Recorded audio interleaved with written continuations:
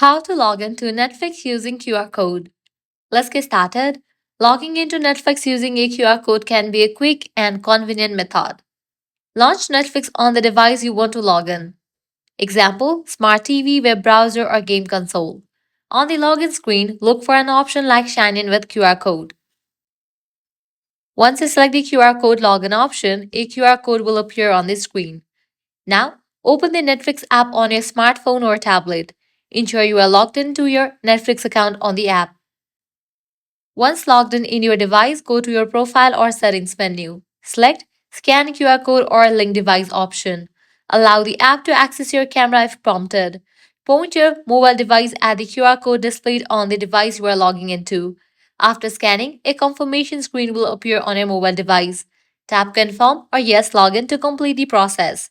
The device displaying the QR code will now automatically log into your Netflix account.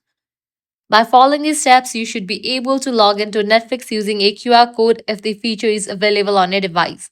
So that's a wrap for this video. This is how you can easily log into Netflix using QR code.